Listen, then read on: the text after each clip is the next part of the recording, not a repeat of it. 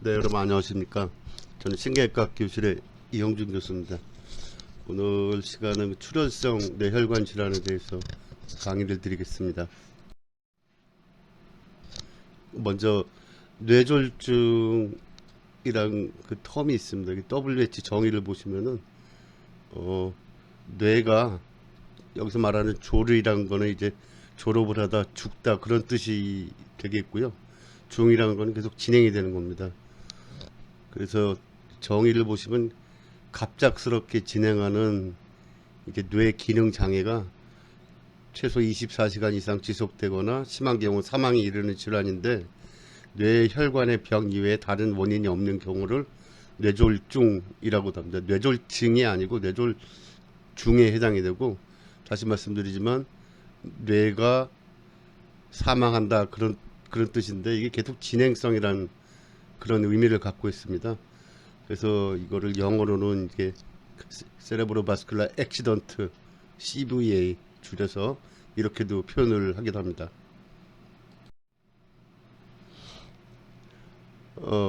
뇌졸중은 뇌혈관 질환인데요. 결국은 이게 뭐 크게 두 가지로 나눠 설명드릴 수 있습니다.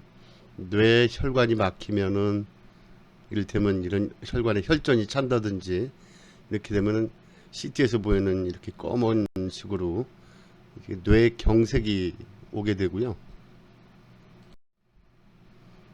반대로 뇌혈관에 이렇게 부풀어 올라가지고 터지는 파열이 생기게 되면은 출혈이 생기게 됩니다. 뇌출혈 중에 뭐 여러 가지 종류가 있지만 이게 대표적으로 지주막하 출혈, 동맥류가 터진 지주막하 출혈에 대해서 예시를 드렸습니다. 그래서 뇌혈관 질환을 뭐 굳이 분류를 하자면은 아까 말씀드린 대로 혈관이 막히는 허혈성, 폐색성이라고도 하고요. 이런 뇌혈관 질환이 있고, 그 다음에 오늘 강의 말씀드릴 출혈성 뇌혈관 질환을 말씀드리는데 주로 제일 흔한 거는 이제 뇌내 출혈이 되고요. 뇌 조직 내에 그 뇌 실질 내에 출혈이 생기는 건 뇌내 출혈이라고 하고, 아까 말씀드린 동맥류 같은 게 터지면은 그 뇌 지주막 하강을 따라서 피가 퍼지는 지주막하 출혈이 생길 수도 있습니다. 그 외 혈관기형, 모야모야병 등의 구조적인 혈관 이상이 있을 때 나타나는 출혈도 있습니다. 뇌졸중을 이렇게 위험인자들을 보시게 되면 이게 일반적인 내용입니다. 그 뇌출혈을 출혈성 뇌혈관 질환의 뭐 특징적으로 이런 위험인자라기 보기보다는 일반적인 뇌졸중 위험인자들인데 크게 세 가지로 분류합니다. 조절이 불가능한 위험인자가 있을 수 있겠고, 조절이 가능한 위험인자로 근거가 뚜렷하게 나타난 건데, 붉은색으로 표시한 거는 3대 성인 질환입니다. 성인성 질환이고, 고혈압, 당뇨병, 이상지질 혈증이 있을 경우는 이거는 가급적 컨트롤을 해야지 뇌졸중 리스크를 줄 수 있다. 잘 알려져 있고요. 아까 그 출혈성 뇌혈관 질환 혹은 출혈성 뇌졸중에 대해서 몇 가지 말씀을 드렸는데, 뇌 실질, 뇌 조직 내에 출혈이 생기는 거를 인트라세레브랄 헤머리지 ICH라고도 얘기를 하고, 지주막하 출혈 혹은 지주라는 건 거미를 뜻하는데요.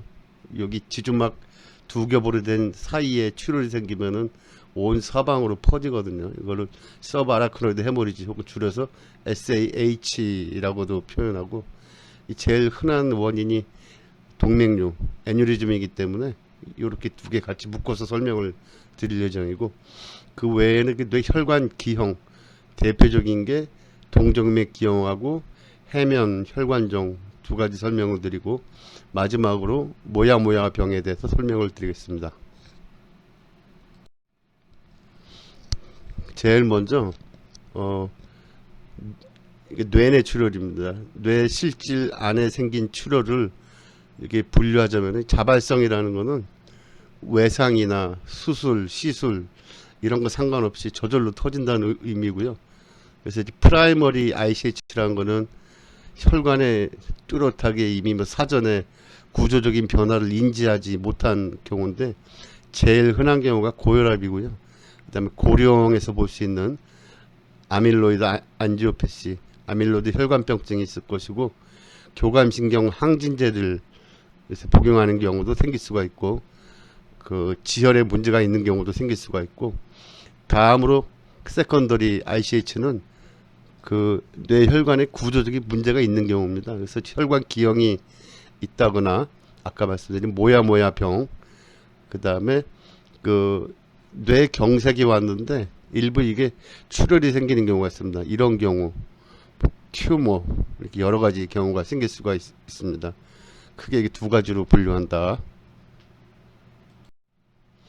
그 다음에 이제 프라이머리 ICH 중에서 자발성 그 뇌내 출혈의 병태 생리에 대해서 알아보겠습니다. 말씀드렸다시피 고혈압이 제일 중요한 위험 인자입니다. 70 내지 80% 이상에서 고혈압이 원인이 되고요. 고혈압이 왜 문제가 되냐면은 보통 대뇌동맥이 지경이 크다가 이게 점점 가늘어지면서 이게 뇌 심부로 가는 침투동맥이라는 게 있는데, 이렇게 생기는 게 아니고 갑자기 그 혈관 크기가 굉장히 작아지는 침투동맥이라는 게 있습니다. 요런 게 각도도 이렇게 스무스하게 뻗치지가 않고, 뒤에 조금 있다가 그림으로 보여드리겠지만은 각도가 굉장히 급격하게 꺾이기 때문에 압력을 많이 받습니다. 그래서 이렇게 만성으로 고혈압이 있는 경우는 이 굉장히 가느다란 침투동맥 혈관벽이 약해지게 돼서 갑자기 혈압이 상승하게 되면 파열하게 된다, 이렇게 얘기를 하고요. 이런 기전을 설명하는 것 중에서 미세동맥류라고 설명을 하는데, 이런 것 중에서 우리가 자발성 그 뇌내 출혈 제일 흔하게 생기는 부위는 이제 퓨타멘 쪽에 생기는 헤모리지인데, 기저역에 분폐하는 요 렌티큘러 스트레이트 아트리 등에서 동맥경화성 변화가 진행하면은 이게 근육세포 있죠, 평활 혈관벽에 근세포가 사멸되고 내피중막이 약하게 대치돼서 혈관 탄력을 잃어버리게 돼서 이런 식으로 미세 동맥류가 형성하게 돼서 잘 터질 수 있다는 게 중요하고요. 아까 말씀드렸지만 이거는 고령 환자에서 다발성 반복적으로 이게 심부 출혈보다는 대뇌 피질이나 대뇌 피질하고 백질 사이에서 다발성으로 이렇게 생기는 경우에 우리가 해당 요거를 이제 그 MRI 사진만 보고도 아밀로이드 뇌혈관병증 요렇게 설명을 하고 있습니다. 혹은 그 뇌종양 중에서 뭐 여러 가지가 있지만 출혈이 흔하게 발생하는 것들이 있습니다. 이제 보시면 되고요. 이게 뇌종양과 관련된 그 출혈의 특징은 일반적인 고혈압성 출혈에 그 비해서 그 이렇게 종양이 일부 보이게 되고 종괴 효과라고 그러죠. 뇌 부종이라든지 이런 게 상당히 좀 심한 편이고, 조영제 같은 걸 이렇게 주게 되면은 이게 균일하게 조영진관계 되지 않고 불균일하게 지저분하게 돼 있고, 뇌 심부보다는 이렇게 그 대뇌 피질하고 백질 사이에 경계 부위에서 흔하게 발생한다. 하여튼 일반적으로 생기는 그 고혈압성 뇌출혈이 단발성 병변이고 이렇게 심부에 보이는 것에 비해서 이건 좀 지저분하게 약간 비정상적으로 보인다 하는 게 특징이 되겠습니다. 그 외에도 요새 그 항응고제, 혈전용해제 같은 거 처방을 많이 내게 되는데요. 이런 경우에 그 뭐 예를 들어서 잘 알려진 경구 항응고제가 와파린인데, 이런 경우 이건 보통 저 부정맥 같은 경우에 내과 쪽에서 처방을 내고 있죠. 내과나 신경과에서 이런 경우 출혈 발생률이 증가시킨다라는 저 보고가 돼 있고, 보통 이런 경우 INR 수치를 어느 정도 유지를 시키는 건데, 요새는 뉴 오랄 안티코아귤런트가 개발이 돼서 감소시킨다는 보고도 있습니다. 다음에 아까 말씀드린 우리가 그 뇌졸중을 혈관이 막히는 뇌경색, 그 다음에 혈관이 터지는 뇌출혈로 딱 두 개로 구분하지만, 뇌경색이 생긴 다음에 이게 세포 내 대사 균형이 떨어뜨려지기 때문에 BBB가 깨져 가지고 그 혈관 안을 지나가는 혈액 내 물질이 혈관 밖으로, 그러니까 뇌 실질 쪽으로 퍼지는 경우가 생깁니다.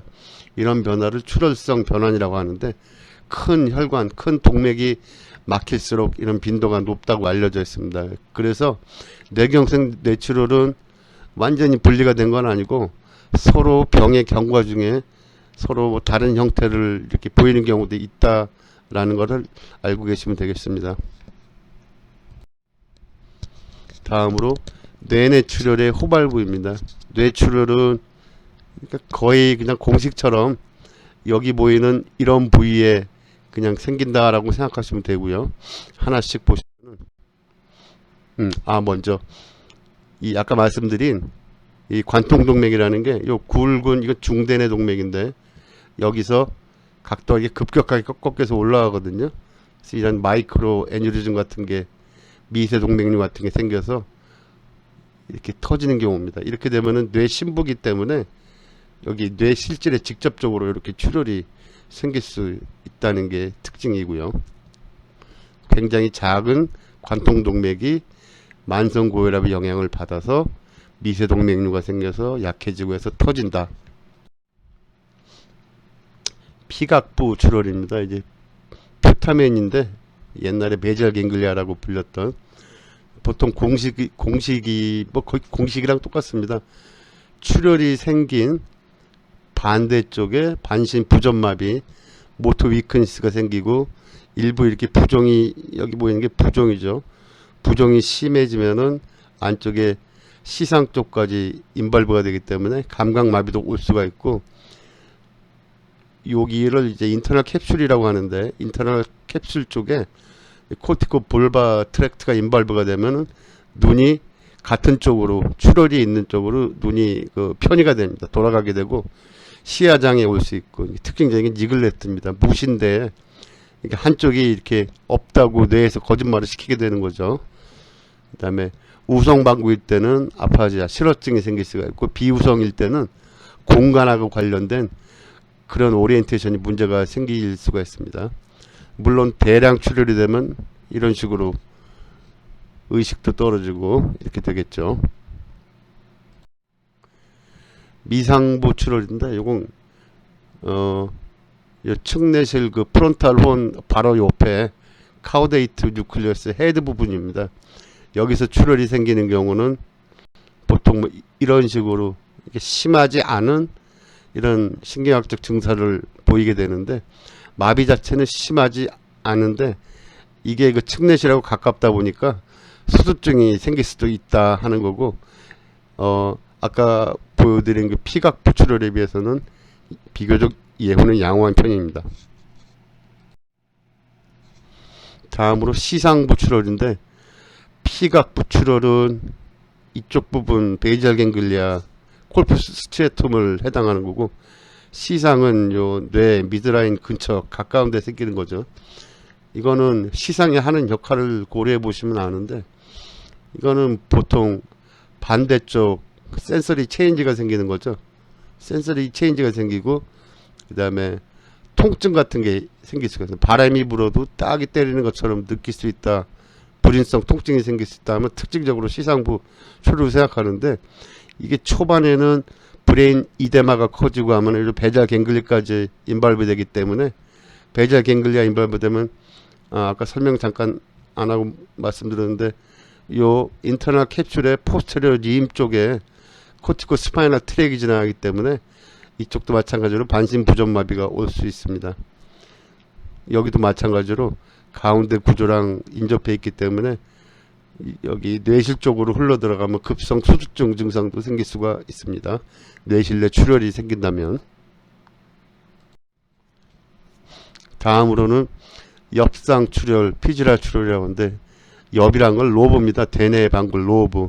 예를 들어 템포랄 로브, 프론탈 로브, 뭐 페리탈 로브 하는 경우, 피질 쪽에 가까이 붙어 생기는 경우도 있고, 요 피질하고 백질 사이 경계에서 생길 수도 있고, 의외로 다른 부위랑 비교해서 고혈압과 연관성은 떨어지는 편이고 젊은 사람한테 주로 생기는 경우가 있고요. 그래서 이런 경우는 반드시 혈관 조영술을 해보는 게 좋습니다.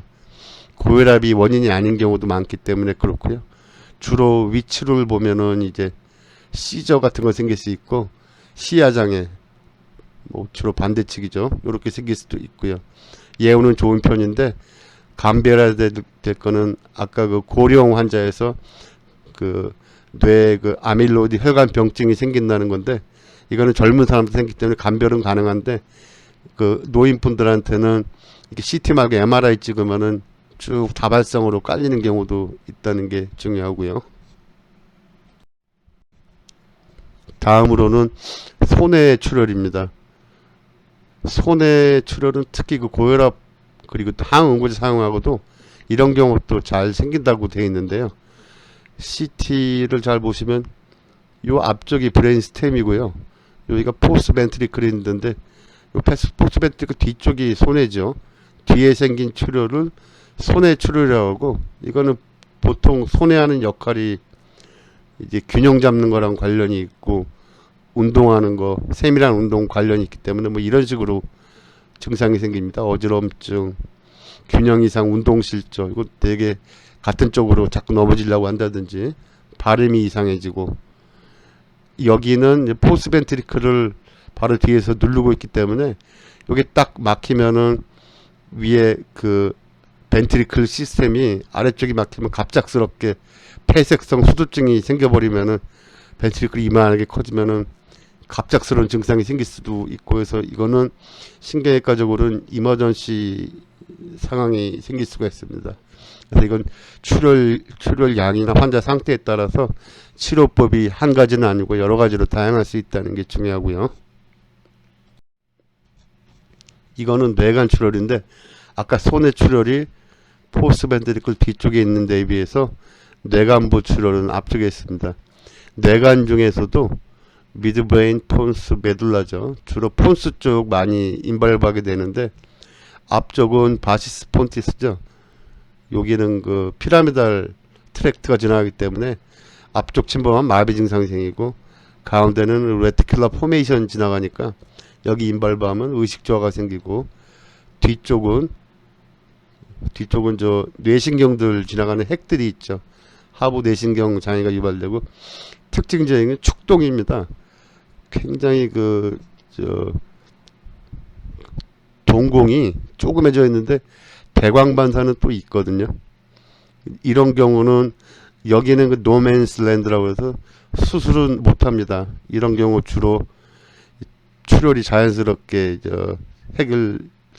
흡수되는 쪽을 기다릴 수밖에 없는데, 그래서 경과가 굉장히 안 좋은 경우도 있고 갑작스럽게 호흡마비, 심장마비가 생기는 경우도 있는데, 처음 말씀드렸다시피 출혈이 어느 쪽에 생기느냐에 따라서 그리고 양이 어느 정도에 따라서 예후는 다양하게 나타날 수 있습니다. 다음으로는 뇌실내 출혈입니다. 그러니까 아까 말씀드린 뭐 피각부, 미상액, 무슨 시상, 손해, 뇌간 이런 데가 아니고 뇌실에 그냥 출혈이 발생한 건데요.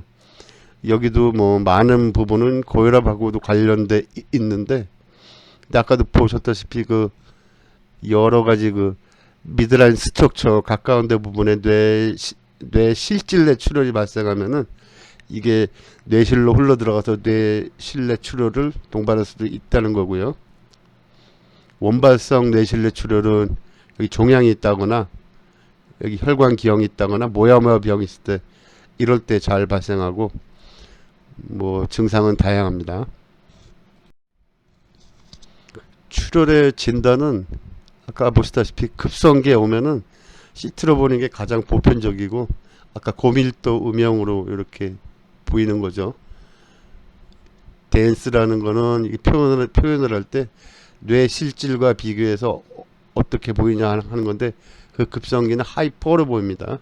고밀도 음영으로 보이는 거고, 시간이 더 지나면은 이제 밀도가 떨어지게 보이고, MRI는 좀 더 자세하게 볼 수 있다는 장점이 있는데, 여기 보시면 3일 경과한 서브어큐트 시기에는 이게 외우기가 많이 복잡하다고 그러시면 T1 강조 이미지에서 여기 서브어큐트는 하이 시그널로 보이고, 그 다음에 어큐트하고 크로닉으로 가면은 T1이 로우로 나오기 때문에 이걸로 감별하시면 될 것 같고요. 그다음에 고혈압 환자 중에서도 일부 혈관 이상, 아까 말씀드린 그 관통동맥 조그만 거 있죠. 그거는 혈관 촬영에도 안 보이는데, 이거 말고 동반된, 예를 들어서 동맥류라든지 혈관 기형 같은 게 보일 수도 있다 하는 거예요. 그래서 아까 젊은 사람한테 엽상 출혈 혹은 피지라 출혈이 있는 경우는 혈관 조영술을 해보는 게 좋겠다 하는 거고, 혈관 조영술의 종류는 뭐 이런 식으로 있습니다. 치료는 기본적으로 매일 먼저 해야 될 거는 내과적, 수술하지 않는 치료고요. 혈압 조절이 제일 중요한데, 제출혈 방지 때문에 이렇게 되겠죠. 혈압이 이렇게 상승하게 되면은 터진 부위에 계속해서 출혈이 생길 수도 있고, 이렇게 되면 없던 게 생기니까 뇌가 붓고 그로 인해서 뇌압 상승이 초래하게 되는데, 기본적으로 이런 분들은 혈압이 어느 정도 높기 때문에 우리가 흔히 말하는 120에 80 기준으로 낮춰버리면은 관료압이 떨어져서 오히려 상대적으로 허혈 상태를 초래하기 있기 때문에 살짝 높게 유지한다, 그 정도로 알고 계시면 될 것 같고요. 그 다음에 뇌압하고 뇌 관료압 조절하기 위해서 머리를 30도 정도 올리고, 다음에 외부 자극 같은 거 최대한 피해 줘야 될 거고요.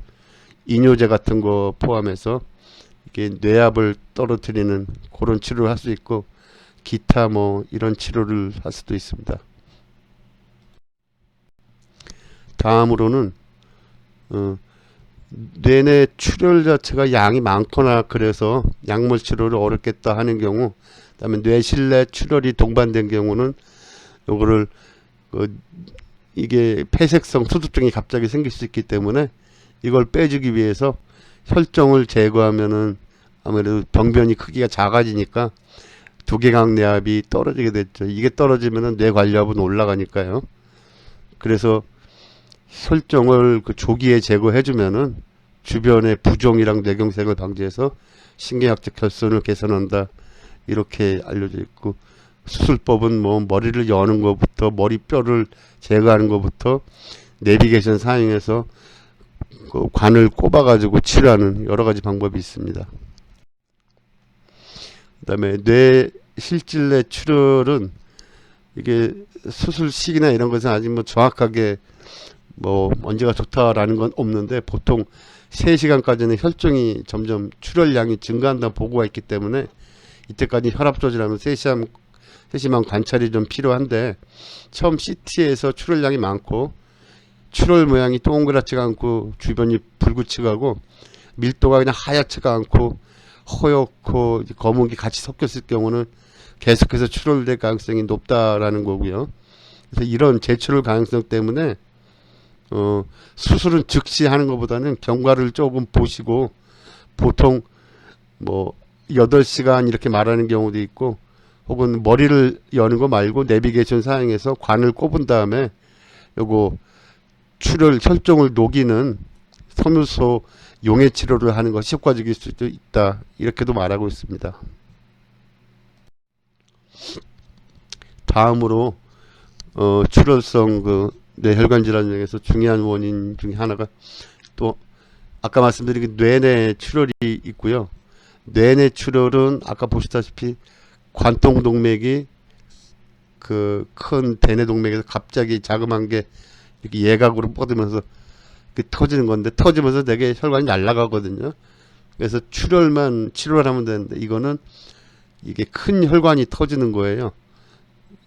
여기 보시는 게, 그러니까 여기가 듀라마토고 그 다음에 아라크노이드 멤브레인인데, 이 사이가 이렇게 층으로 돼 있거든요.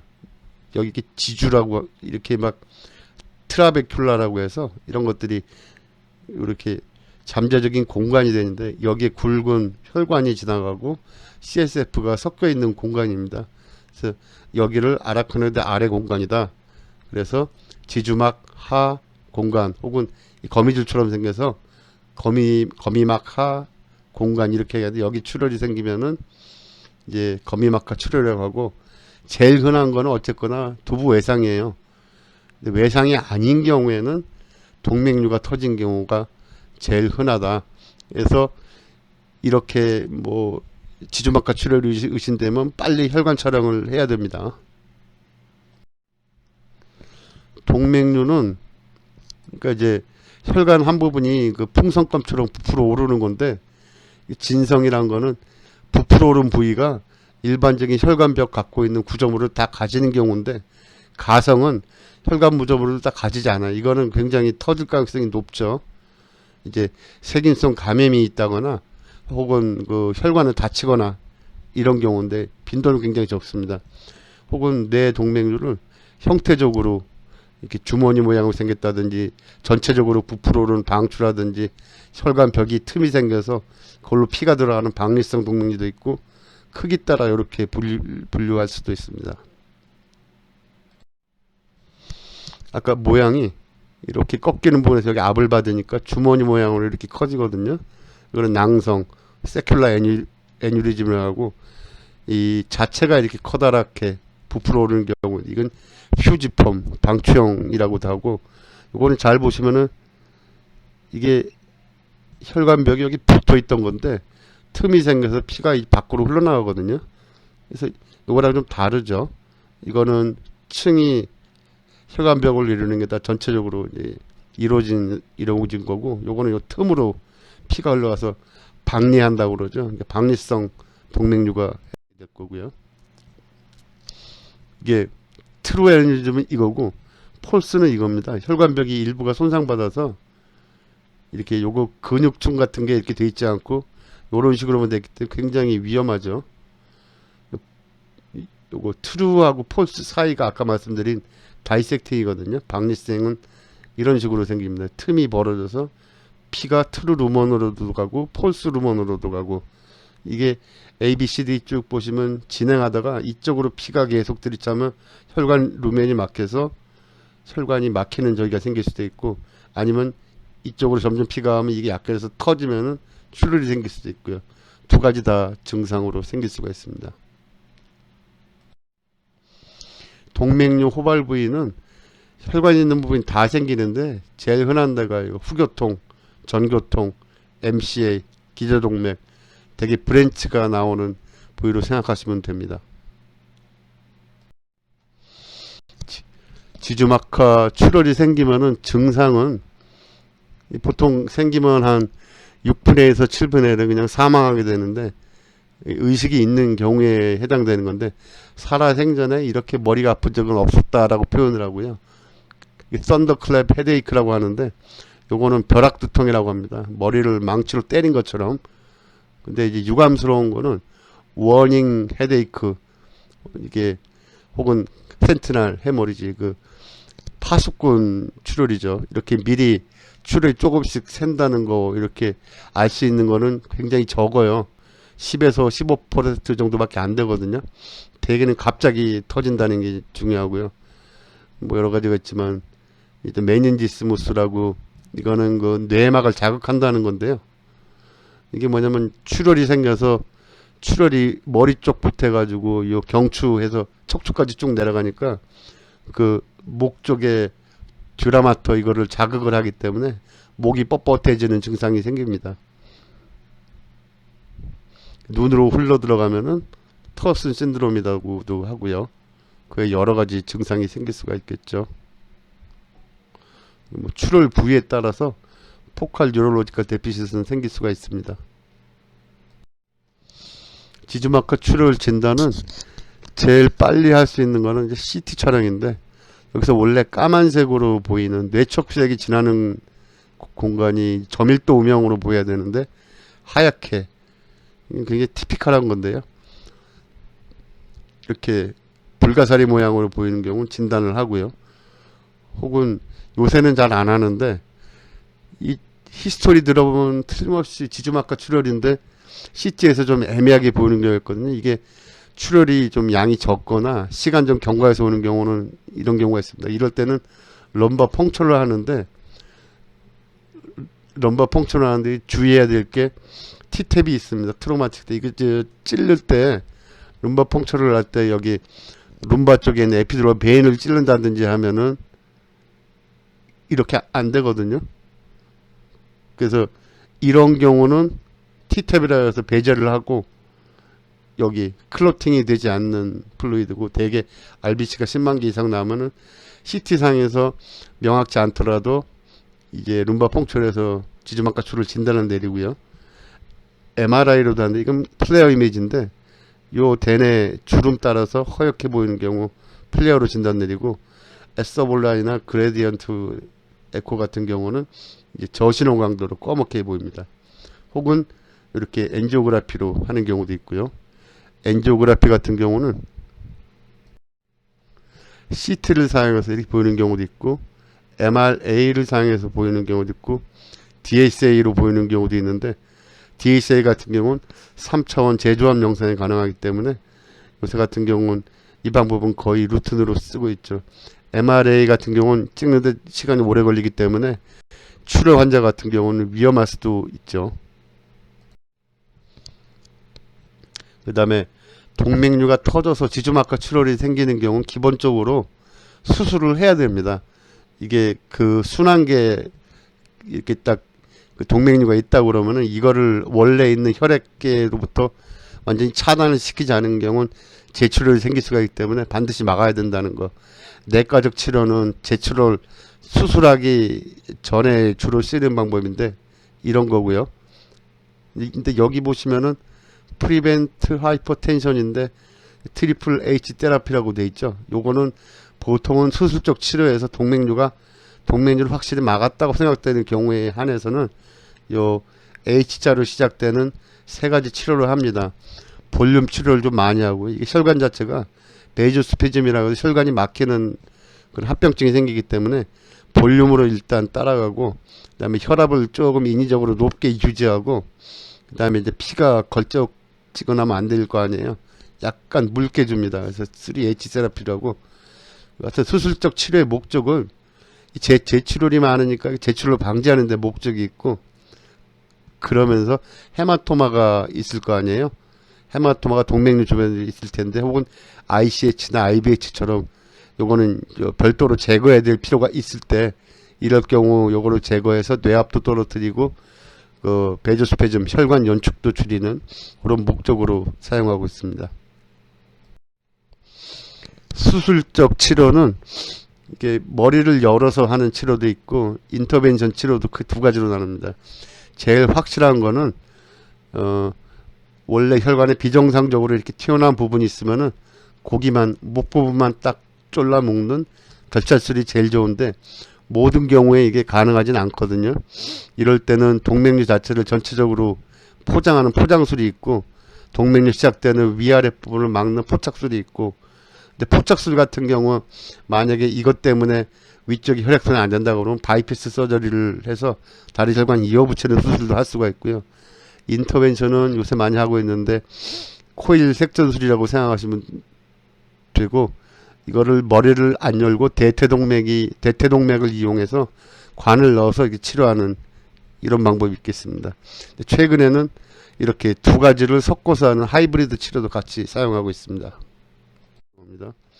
그래서 시작 부분, 끝 부분을 이렇게 묶는 거 트랩이죠. 쥐덫처럼 이렇게 하는 경우인데, 요걸로 만약에 혈액순환이 이렇게 되면은 이쪽 혈액순환이 떨어진다고 하면은 파랗게 보이는 것처럼 바이패스 서저리, 다른데 혈관인대를 묶어서 위쪽에다 이어주는 이런 수술도 할 수 있습니다. 지주막하 출혈의 합병증은 크게 세 가지인데요. 머리 쪽으로 보시면 재출혈입니다. 이거는 그래서 빨리 수술해야 된다는 거죠. 첫 출혈 후 24시간 내 빈도가 높다는 거고, 뇌혈관 연축이라는 거는 이 출혈 후에 그 지주막하 공간에 그 피들이 녹으면서 혈관에 직접 작용을 해가지고 혈관을 쪼그라뜨립니다.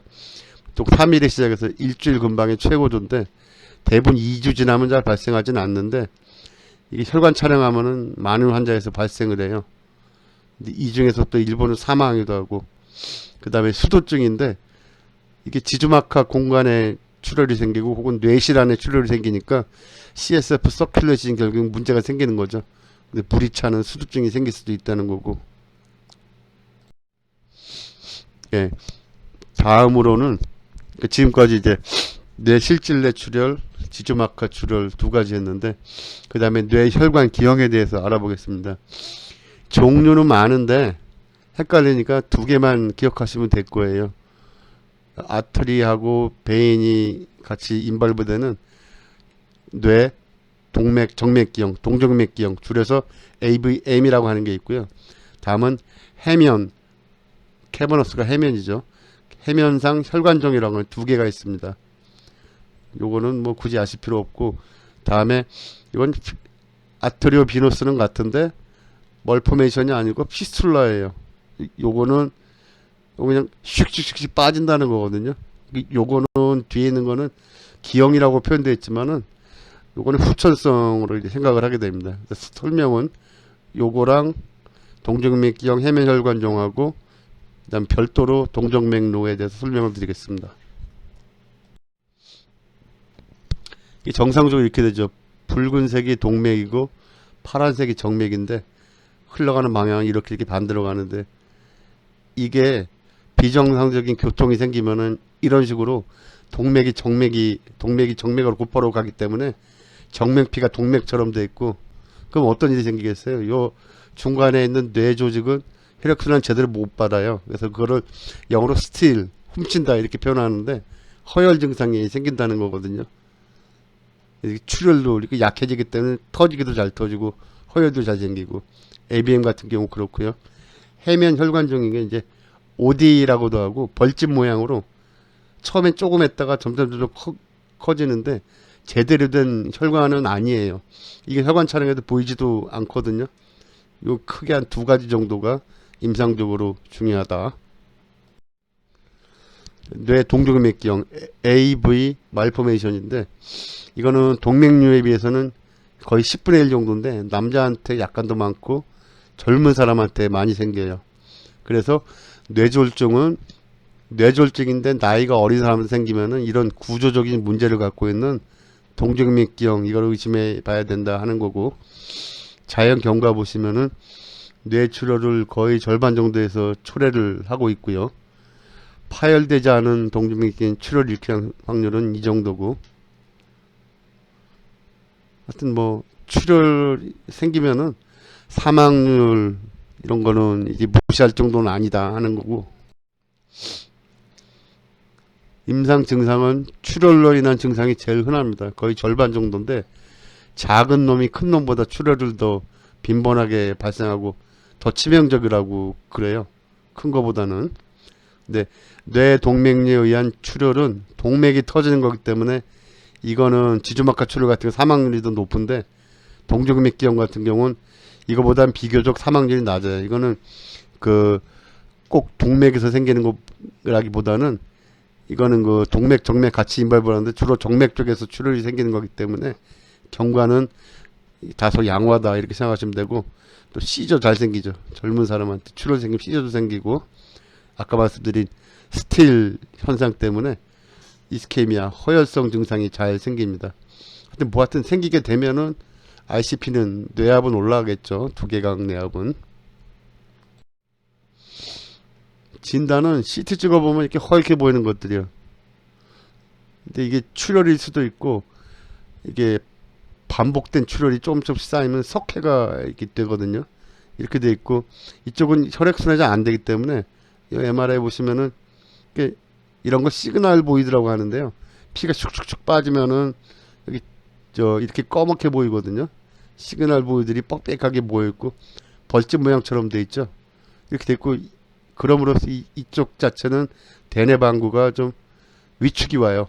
이렇게 오고, 엔지오그라피를 해보면은 이거는 이제 엔지오그라피를 해보면은 기본적으로 약이 들어가면 아터리에서 캐필라리에서 베인 쪽으로 쭉 빠지는 이런 게 보여야 되는데, 그래서 베인이 아터리 보이는 시계 보이면 안 되거든요. 이게 아터리가 쭉 올라가는데 이상하게 이쪽 혈관들이 두꺼워져 있어요. 동맥들이. 그러면서 여기 뭐 이상한 것들 있죠. 이걸 병소라고 합니다. 나이도스라고. 유입 동맥이 있고 이게 보이고 정맥이 쭉 보이죠. 한꺼번에 같이 딱 보여요. 그러면은 우리가 뇌 동정맥 기형이다 라고 이렇게 진단을 내리고, 여기 전부 동맥 정맥이 전부 다 좀 두꺼워졌습니다. 정상보다. 치료는 이게 필요에 따라 서로 보완을 안 하거나 동시에 사용하는데, 수술하는 게 제일 좋은데 이거 엄청 힘듭니다. 그다음에 혈관 내 색전술은 들어가는 혈관이 한 개 정도면은 요거만 딱 막아서 일로 가는 혈류를 막아서 크기를 줄이는 건데, 이게 색전술로 치료가 끝나는 경우는 거의 없고요. 이렇게 하면 사이즈를 줄일 수 있으니까 수술을 하거나 방사선 수술 이거를 용이하게 하는 보조적인 방법으로 대부분 이용됩니다. 혹은 우리 병원에도 있지만, 우리 병원은 노발리스인데요, 감마나이프 선형 가속기를 사용해서 정의적으로 방사선 수술을 하는 경우도 있습니다. 수술적 치료는 기본적으로 힘들거든요. 시간은 오래 걸리고. 그래서 이거는 수술에도 크게 문제가 없는, 보통 이거 만드는 엘로컨트 에리어라고 하는데, 사일런트 에리어에 병변 있고 출혈이 있고, 그 다음에 큰 출혈이 있어서 제거는 해야 되겠고, 그 다음에 시저가 계속 생긴다거나 뭐 신경학적 그 후유 증상이 계속해서 그냥 진행을 하는 거예요. 이럴 때는 수술을 해야 됩니다. 방사선 치료는 이제 뭐 수술하기 좀 이렇게 좀 힘부에 있다거나 접근이 어렵거나, 뭐 수술했는데 다시 뭐 재발했다거나 잔존했다거나, 그런데 문제가 크기가 너무 크면 안 되거든요. 그리고 보통 3년 정도 이렇게 두고 보는데, 이거는 잘 된 경우라서 이만한 게 3년 후에 이렇게 없어졌는데, 요 3년 기간 동안은 치료 안 한 거랑 똑같이 생각을 해야 된다는 게 중요해요. 그래서 실제로 요 3년 이내에 응급실로 온 사람도 있습니다. 출혈이 생겨서. 이게 막히는 거는 이게 정상 혈관은 아니기 때문에 혈관 내피생포가 증식을 해서 점점 더 두터워져서 피가 안 가게 막히는 그런 기존으로 우리가 생각하고 있고요. 그 다음에 색전술 치료는 아까 말씀드렸다시피 여기서 보시면 이런 식으로 이렇게 쭉 도관을, 카테터를 여기까지 밀어 넣거든요. 끝까지. 이런 경우는 아마 두 군데를 아마 했던 것 같아요. 이렇게 두 군데에서 색전 물질을 집어넣으면은 이렇게 완전히 막아봐. 이건 운이 좋아서 단독 치료로 치료가 끝났는데, 그렇지 않은 경우는 보통 수술하기 직전에 요거 사이즈를 줄이는 거죠. 그러면 수술할 때 출혈량을 줄일 수가 있으니까 그렇게도 보조적인 요법으로도 쓸 수가 있습니다. MRI에서 특징적인데 이거예요. 전형적인 벌집 모양 생기고, 근데 이제 이런 그레디언트나 SWI 영상에서 저신호 강도로 쭉 이렇게 보이는 경우도 있어요. 다발성인 경우는. 그 다음에 엔지오그래피를 해도 아까 AV 말포베이션인 경우처럼 그렇게 보이지가 않습니다. 그래서 엔지오그래피칼리 어컬트, 안 보인다 이거죠. 이렇게 표현을 합니다. 증상은 아까 ABM은 해모리지가 제일 흔하다고 그랬는데, 이거는 시저가 제일 흔하고요. 치료는 대부분 경과 관찰을 하는데, 근데 이런 거 메시 이펙트, 포칼 뉴로릭 데피시트 이런 게 점점 좀 심해지고 시저 컨트롤 안 되면은 수술을 하는 수도 있고, 최근에는 방사선 치료도 하는데 치료 효과에 대해서는 지금 뭐 찬반이 있는 상태입니다. 예, 다음으로 아까 제가 이제 뭐 혈관 기형이라는 것도 있고, 동맥하고 정맥 사이에 후천적으로 이렇게 누공이 생긴다는 거죠. 예를 들어서 요걸 보시면은 이게 구분을 한 건데요. 빨간색으로 표현된 게 동맥 구조고, 이거는 정맥동이에요. 트랜스버스 사이너스고, 요거는 베인 오브 라벤드, 이게 템포럴 로브 뒤쪽이죠. 이게 원래 이렇게 붙으면 안 되는데 이유는 모르겠는데 이렇게 붙어버린단 말이죠. 피스툴라가 생겨버리면은 맨 처음에는 크게 뭐 증상이 없는데, 이렇게 되면은 이게 피가 역류를 하게 됩니다. 이쪽 압력이 세니까 동맥에서 정맥으로. 그리고 정맥동 있는 데가 이게 색깔이 동맥피가 흐르게 되고, 그러다 보면 이게 막히는 수가 생겨요. 이렇게 되면은 점점 더 시간이 지나면은 정맥이 굵어지죠. 그럼 역류해서 뇌출혈 같은 게 생기거나 이런 식으로 생겨서 위험할 수도 있고, 그렇습니다. 그래서 보면은 아까 몰포맷이라고 달리 후천성이고 이게 동맥 정맥 사이 아까 기억나실지 모르겠는데 혈관 촬영에서 나이두스라는 게 있었는데 동맥 정맥 사이에요.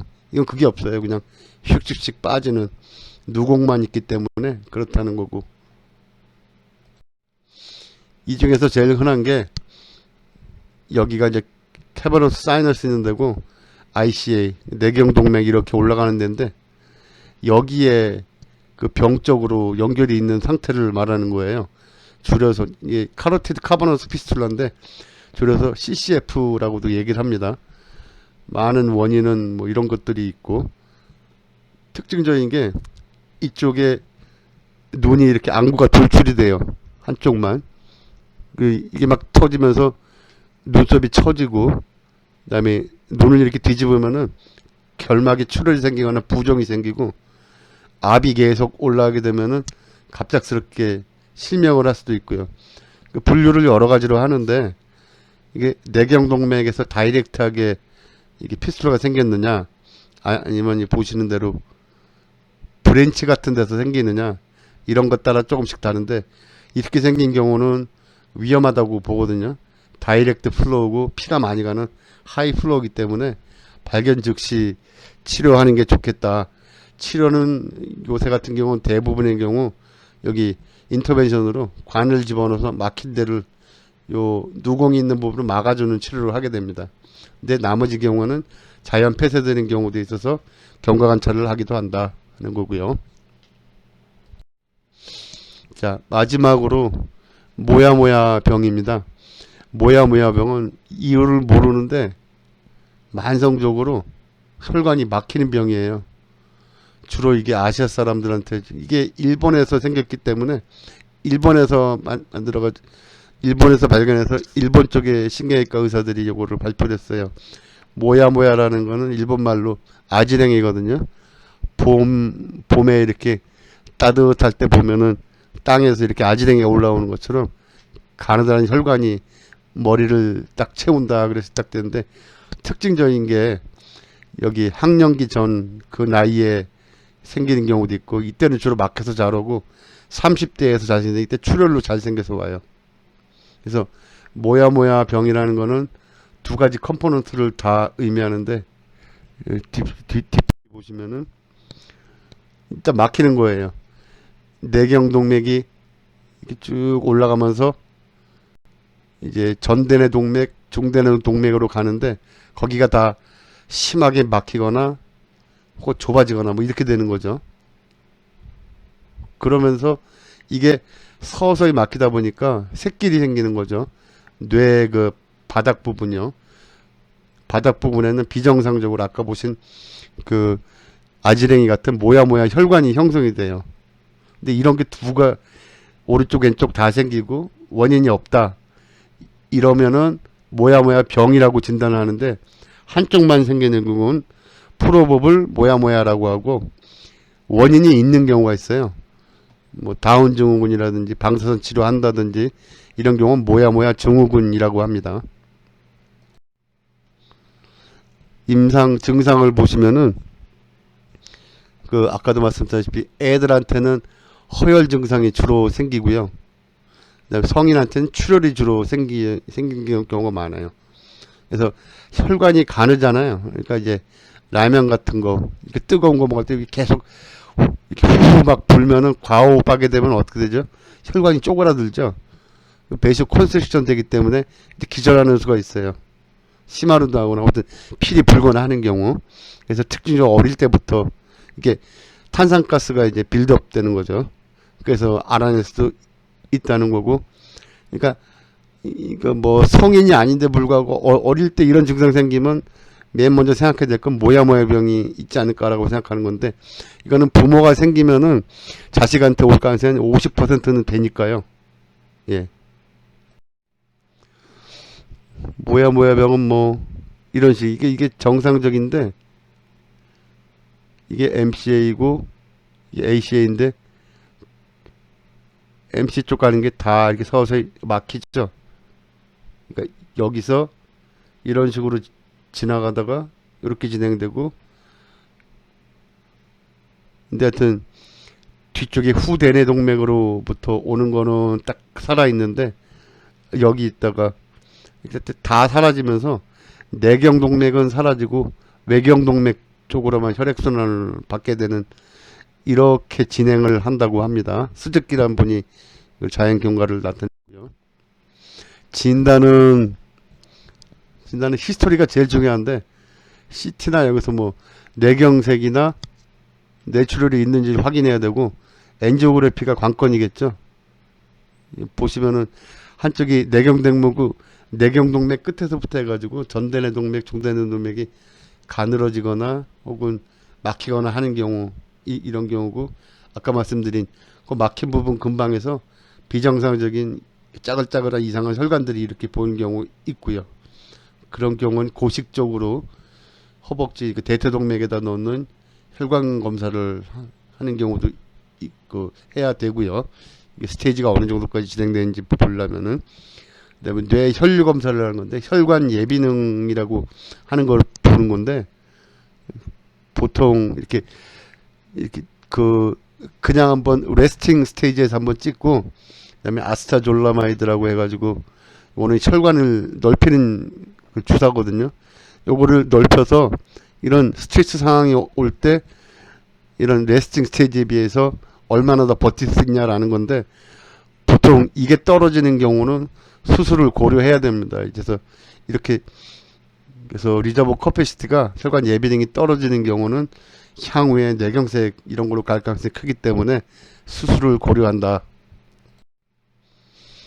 치료는 적어놨지만은 보통 내과적 치료 이게 피자혈학의 이런 치료를 일단 하기도 하고요.